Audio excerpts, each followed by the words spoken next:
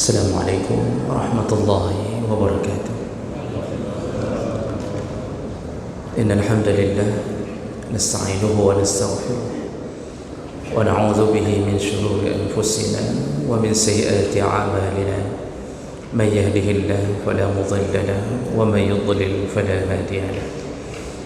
أشهد أن لا إله إلا الله وحده لا شريك له وأشهد أن محمدا عبده ورسوله الكريم. اللهم صل وسلم على نبينا المصطفى محمد وعلى آله وأصحابه أجمعين. أما بعد، رب اشرح لي صدري ويسر لي أمري واحلل عقدة من لساني يفقهوا قولي. Segala puji bagi Allah, kemudian salawat dan salam kepada Rasulullah, pada keluarga dan seluruh sahabat-sahabatnya. Ya Allah, muliakan insyaAllah jamaah salat maghrib, bapa-bapa dan ibu-ibu yang telah berhadir karena mengharapkan ridha Allah, dan mudah-mudahan kehadiran kita tercatat di sisi Allah Subhanahu wa taala. Bapak Ibu yang dimuliakan Allah, malam ini insyaAllah kita akan sambung kembali pelajaran kita. Dan terakhir kita membahas tentang fadilah surat-surat di dalam Al-Quran. Dan kita terakhir sudah membahas tentang fadilah surat Ar-Ra'du. Malam ini kita sambung dengan surat berikutnya, yaitu surat Ibrahim. Dan sebagai catatan yang perlu kita ulang, tidak semua surat punya fadilah tertentu, walaupun kalau kita baca tetap berpahala keseluruhannya. Dan kita hanya mengangkat fadilah-fadilah ini berdasarkan keterangan di dalam Al-Quran sendiri, atau hadis-hadis Nabi, atau para ulama-ulama ahli tafsir. Baik, surat Ibrahim ini surat yang diturunkan di Makkah, atau salah satu daripada surat Makkiyah. Dia mempunyai 52 ayat dan dinamakan dengan Ibrahim, surat Ibrahim, karena fokusnya ada pada kisah tentang doa Nabiullah Ibrahim, mulai dari ayat ke-35 sampai ayat ke-41. Di situ kekuatan surat ini, maka dinamakanlah dengan surat Ibrahim.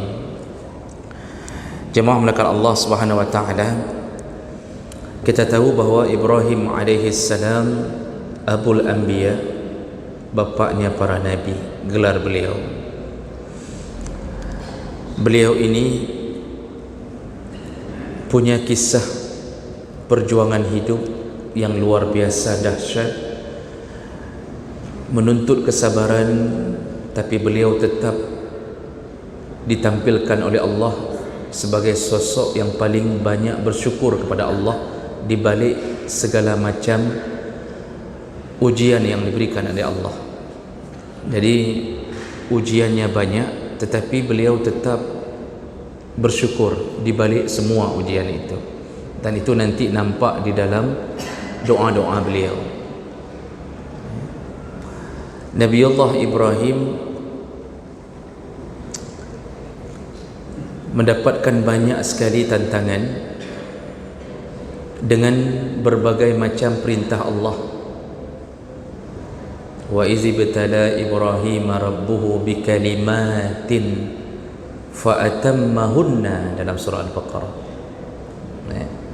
Ketika kami menguji Ibrahim, jadi Allah yang uji Ibrahim, ibtala, Allah berikan ujian Ibrahim bikalimat, jadi dipakai jamak oleh Allah dengan berbagai macam perintah. Jadi perintahnya bukan satu, perintahnya banyak ke Nabiullah Ibrahim. Tapi kata Allah, fa'atammahunna, semuanya dilakukan dengan sempurna. perintah untuk mentauhidkan prinsip dari orang-orang dahulu yang menyembah berhala, sampai Ibrahim menghancurkan berhala dengan keberaniannya di tengah-tengah kelompok penghancur penyembah berhala. Bayangkan hidup di tengah kelompok penyembah berhala, dan baru beliau seorang yang mengenal Allah, tapi berani menghancurkan Tuhannya mereka. Sekarang di India saja yang menyembah lembu, sapi, kalau ada yang berani berkorban di tengah-tengah kelompok mayoritas mengorbankan lembu atau sapi, itu dianggap menyembelih Tuhan mereka. Itu kelompok minoritas hancur. Tapi Nabi Allah Ibrahim tetap melaksanakan yang diperintahkan Allah. Dan kemudian Ibrahim dibakar. Ini ujian terbesar, tapi tetap sempurna dia mendapatkan kesabarannya dengan didinginkan api oleh Allah Subhanahu wa taala. Lalu kemudian umur Nabi Allah Ibrahim semakin lanjut, belum punya anak. Ini pun ujian terberat. Salah satu ujian terberat kita adalah kita tidak diberikan keturunan oleh Allah, sedangkan kita berangan-angan agar kehidupan kita ada yang melanjutkan kebaikan, atau paling kurang ada yang melayani kita di waktu tua. Itu kan semua harapan kita. Menikah itu kan itu harapannya. Maka ujian terberat di saat kita belum diberi oleh Allah. Jadi bagi mereka yang belum diberi oleh Allah, itu perlu meniru sifat sabarnya Ibrahim alaihissalam. 85 tahun lebih Nabi Allah Ibrahim membasahi bibirnya dengan harapan yang tidak pernah putus asa kepada Allah. Terus-terusan, Rabbi habli minas salihin, Rabbi habli minas salihin. Terus-terusan 80 tahun lebih. Ada yang mengatakan 85 tahun.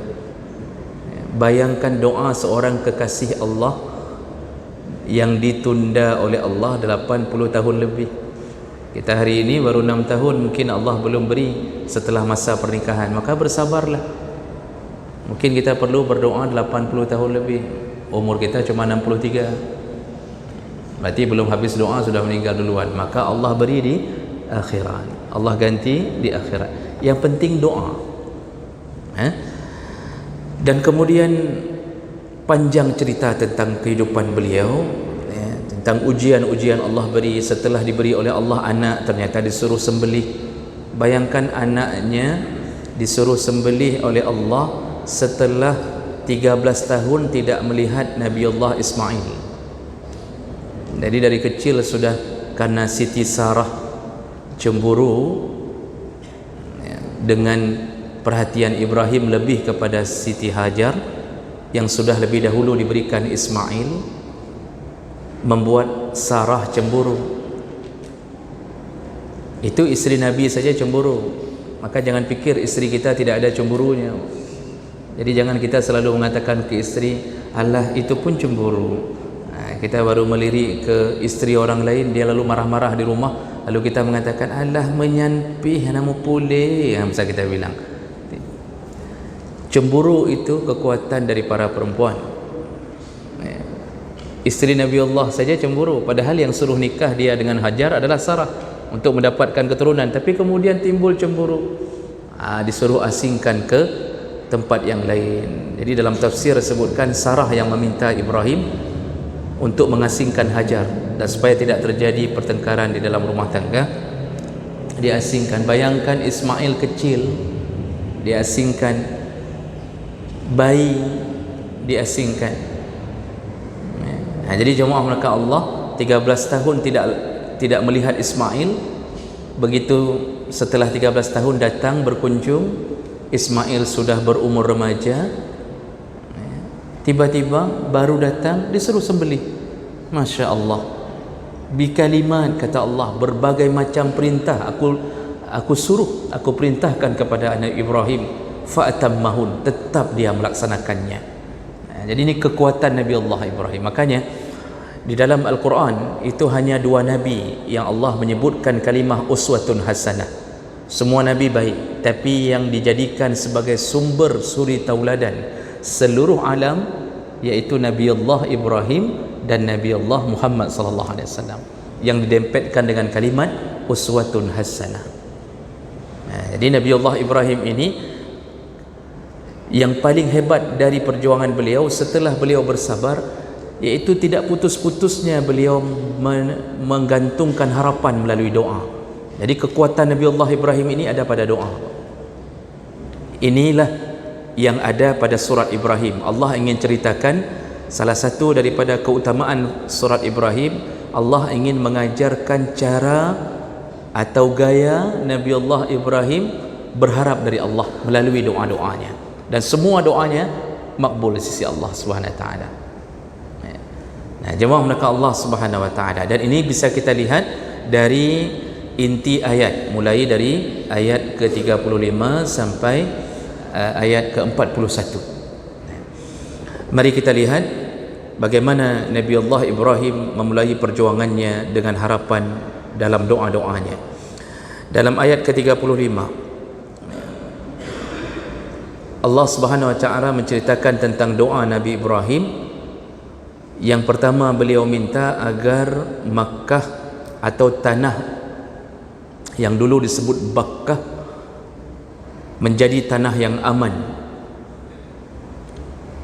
Allah menceritakan, wa idh qala Ibrahim, dan di saat Nabi Allah Ibrahim berkata, Rabbi ja'al hadzal balada amina, ya Allah, jadikanlah tanah ini, negeri ini amina, aman. Jadi ini permintaan pertama. Lalu disambung, wa junubni wa baniya an na'budal asnam, dan jauhkanlah ya Allah anak-anakku daripada menyembah berhala.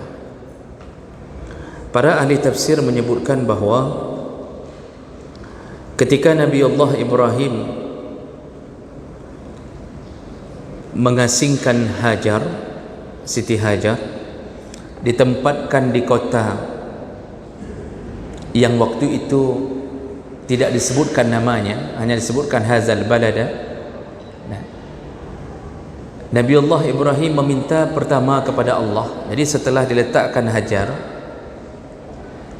bersama bayinya, itu dalam tafsir Al-Muyassar, dalam tafsir beberapa tafsir Qurtubi, itu disebutkan bahawa jadi Nabi Allah Ibrahim begitu letakkan Hajar diturunkan dari kenderaan, lalu dan bersama bayinya, lalu hanya meletakkan perlengkapan sedikit makanan yang kira-kira bisa hidup sehari atau 2 hari. Lalu kemudian langsung berangkat.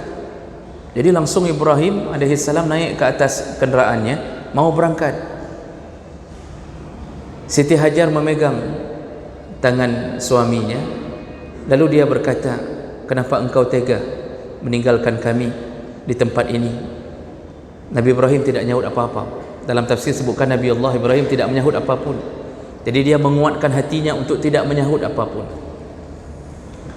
Berulang-ulang Siti Hajar mengatakan, kenapa engkau tega meninggalkan bayi ini bersamaku di tanah tempat yang tidak ada apapun di sini? Nabi Ibrahim tetap diam. Dia siap-siap akan berangkat. Lalu keluarlah pertanyaan dari Siti Hajar yang dicatat dalam tafsir, Allahu amaraka bihadza? Apakah karena tadi tidak ada sautan?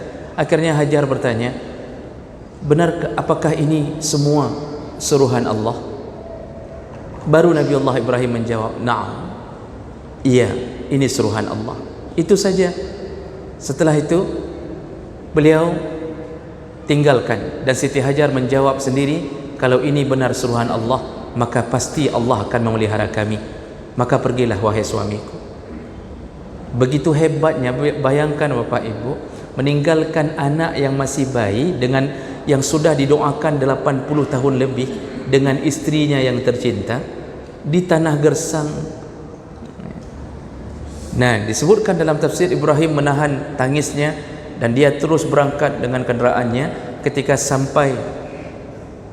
sampai di Thaniyah. Thaniyah itu lembah yang sudah tidak nampak lagi kawasan yang di tempat ditinggalkan, sudah tidak nampak lagi, sudah tertutup pandangan, barulah dia memohon kepada Allah Subhanahu wa taala. Jadi dia tidak nampakkan kesedihannya di hadapan istri untuk menguatkan istri dan anaknya. Begitulah perilaku Ibrahim, dan ingat Nabi Allah Ibrahim uswatun hasanah. Maka kita para suami itu kalau kita punya kesedihan, kalau punya tipe seperti Nabi Allah Ibrahim, kita biasanya tidak kita tidak tumpahkan kesedihan kita kepada istri. Jadi kita tidak ingin dia ikut melebur dalam kesedihan kita. Itu sudah suami yang hebat. Jadi kita punya banyak masalah di kantor, pulang yang kita dengarkan curhatan istri jarang dengar curhatan suami.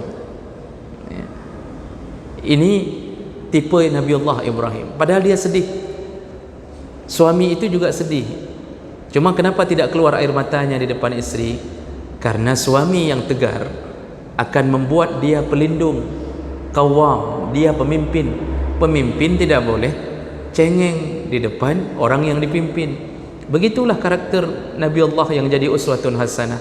Nah, di situ kemudian barulah Nabi Ibrahim mengangkat tangannya kepada Allah dalam tafsir, lalu dia mulai berdoa. Nah, apa doanya yang pertama? Rabbi ja'al hadza baladan al-balada amina.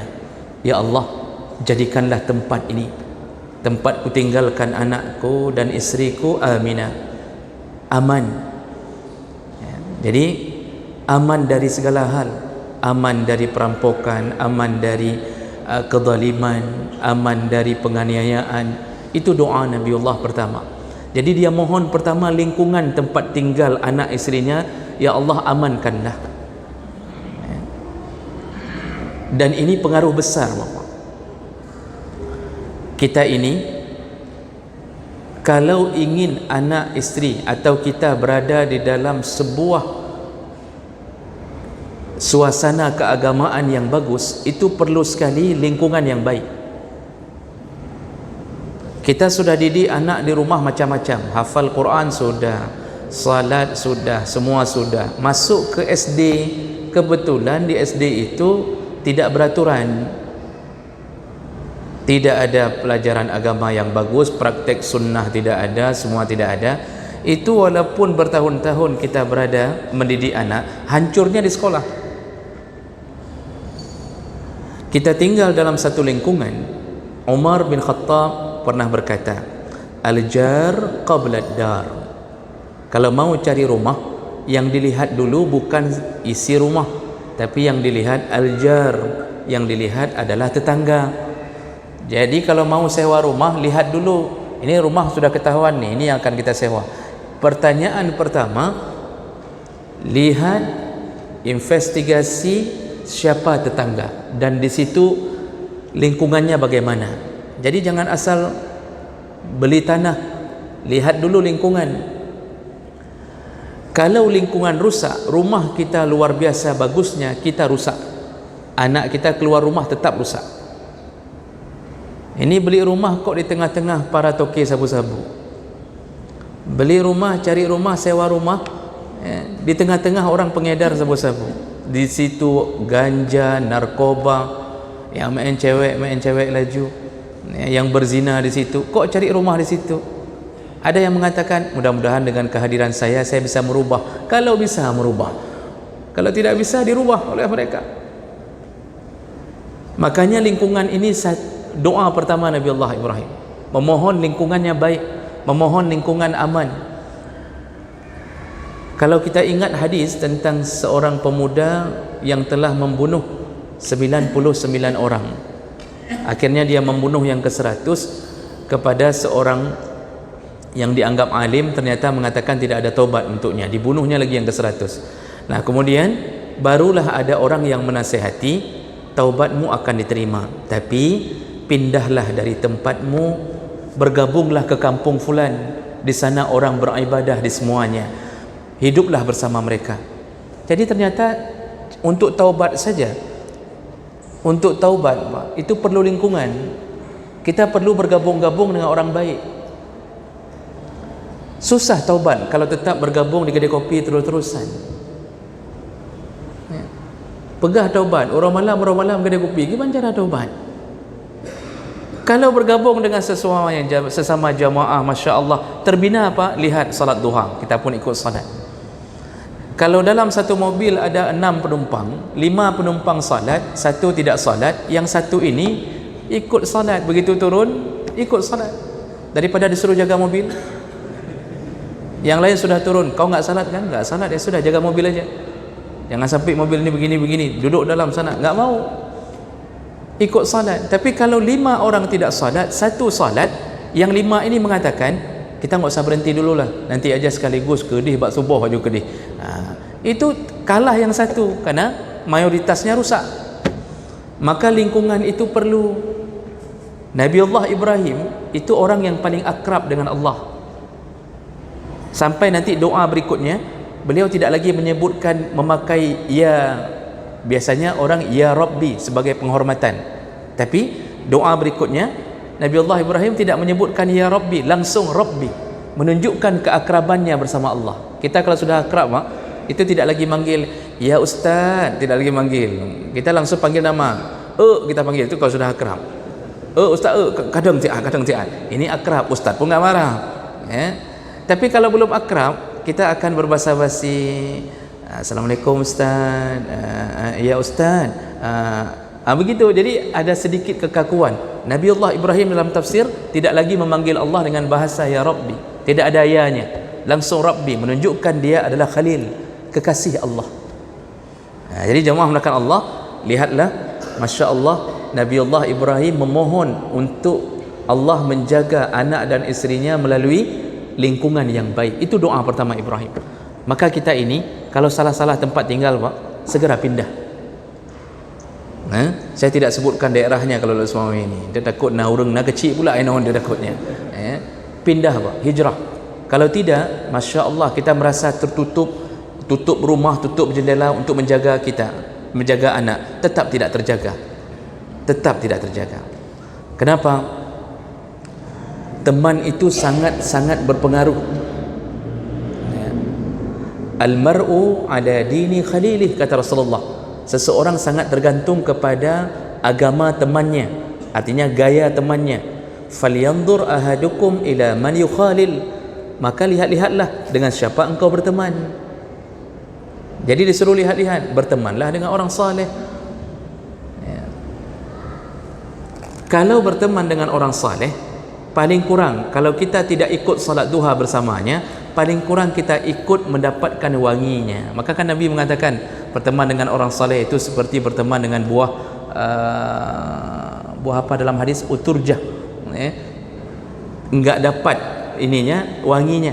Ada yang Nabi juga mengatakan seperti masuk ke kedai penjual, berteman dengan penjual minyak wangi, tidak dapat ininya juga dapat wanginya, paling kurang menan sehingga dua-dua kenang. Jadi kita mau melakukan maksiat, ada teman di samping, paling kurang tertahan. Jadi jemaah melakukan Allah. Selain itu, subhanallah, Nabi menjamin dalam salah satu hadis yang bisa memberi syafaat nanti di akhirat, salah satunya adalah teman yang saleh. Sampai Nabi menceritakan keadaan di hari kiamat, Allah menyuruh teman yang saleh. Jadi teman yang saleh ini bertanya, kemana fulan ya Allah? Kami dulu sama-sama di Baitur Rahman, kami dulu sama-sama di masjid fulan, kenapa kami tidak mendapatkannya di surga? Lalu Allah menjawab, dia di neraka. Ternyata apa? Ada teman kita, na'udzubillah, di neraka. Kenapa bisa di neraka? Salat sama-sama, semuanya sama-sama, naik haji sama-sama, daftar umrah sama-sama, terus babut maksiat sudah dia melakukan sendiri. Jadi ada selingan maksiat. Selingan maksiat itu yang membuat kita transit di dalam neraka. Lalu teman yang saleh datang menghadap Allah, memohon kepada Allah, ya Allah, izinkan kami menjemputnya. Lihat teman yang saleh. Sedangkan teman yang tidak saleh, bagaimana dia mau menolong kita? Dia saja di dalam neraka. Akhirnya Allah izinkan, berkali-kali Allah izinkan, sampai Allah mengatakan, jemput semua temanmu yang dulu pernah beramal sebesar biji zarrah. Jemput, dijemput. Siapa yang jemput? Teman kita di sini, Pak. Makanya bengeng-bengeng dengan sampai tabidro deh, ya. Jangan gara-gara urusan keramik sedikit, urusan je, ya, kemudian langsung menghantam sampai kacau grup semuanya gara-gara demenak. Itu tidak benar itu, ya. Sesama jamaah jangan ribut, sesama jamaah bersatulah. Masalah sedikit-sedikit itu tidak mungkin kita hindari. Jangankan dengan orang lain, dengan istri saja yang dulu kita mengatakan love you saja, hari ini ribut-ribut juga, ya. Tapi jangan sampai membuat suasana tidak baik, karena nanti teman inilah yang menolong kita, ya. Jadi jemaah melakukan Allah. Kemudian Nabi Allah Ibrahim menyambung doanya dengan mengatakan wa junubni wa baniya an na'budal asnam. Ya Allah, jadikan anakku, ya, jauhkan anakku daripada menyembah berhala. Jadi beliau mendoakan dua perkara. Pertama, lingkungan yang baik, kemudian tauhid yang baik. Nah, dalam tafsir milik Buya Hamka, tafsir Al-Azhar, itu disebutkan bahwa untuk membuat satu kota baik itu tidak terus menerus. Jadi Imam Al-Qurtubi juga menyebutkan dalam tafsirnya, waktu Nabi Allah Ibrahim mendoakan kota ini supaya aman, itu bukan bermakna dia akan aman terus-terusan tanpa ada tongkat pengaman. Jadi tongkat pengamannya apa? Orang yang berada di dalam kota itu tetap menyembah Allah. Makanya unsur yang kedua yang Nabi Allah Ibrahim minta adalah selain kota ini aman, tapi ada penjaga kota. Siapa penjaga kota? Yaitu penduduknya yang saleh. Kalau penduduknya sudah takwa, insya Allah kota aman, Pak. Itu kuncinya. Tapi kota bisa rusak. Maka hari ini terjaga. Kenapa terjaga? Karena terpelihara penduduknya daripada maksiat besar-besar. Walaupun di luar Mekah terjadi kerajaan-kerajaan, anak-anak kerajaan, pangeran-pangeran, kemudian melakukan zina dan segala macam, itu terjadi. Tetapi Makkah, Madinah terjaga, tongkatnya ada pada orang yang masuk ke dalamnya. Jadi yang masuk ke dalamnya berniat untuk jahat pun enggak ada. Paling yang masuk ke dalam orang mau umrah, orang mau haji, melakukan salat. Makanya baru aman satu negara kalau penduduknya ittaqaw, semua bertakwa kepada Allah. Jangan harap bisa aman kalau penduduk maksiat. Kalau semua penduduk bermaksiat, maka salah satu bala yang Allah kirimkan, terpilihnya pemimpin yang zalim. Itu salah satu bala yang Allah sebutkan.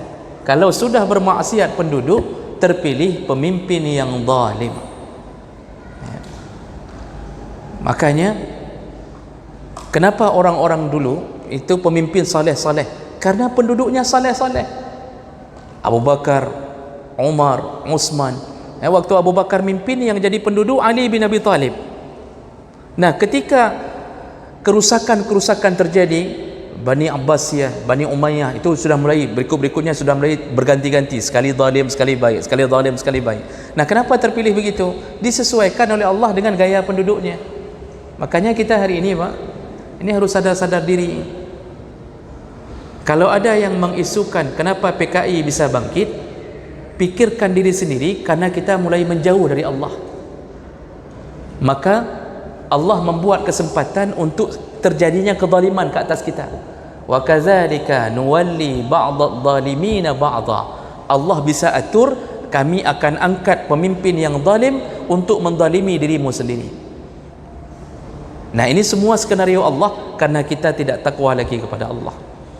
Jadi kalau orang sudah merajalela maksiat, disitulah kita hancur. Maka berulang-ulang Bapak akan bosan mendengarkan dari mulut saya tentang kezaliman terbesar hari ini, yaitu dunia riba. Yang lain tidak terlalu. Orang hancur. Kenapa hari ini mengeluh-mengeluh? Kita nggak dapat, BLT nggak dapat, orang ini dapat, segala macam. Kenapa tidak ada lagi yang adil, memperhatikan rakyat? Semuanya sibuk dengan kehidupan sendiri.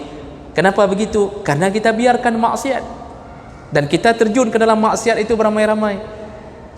Jadi jemaah melakukan Allah, Nabi Allah Ibrahim memohon kepada Allah, selain engkau jaga kota ini, maka jagalah keturunanku, anak-anakku untuk menjauh dari berhala.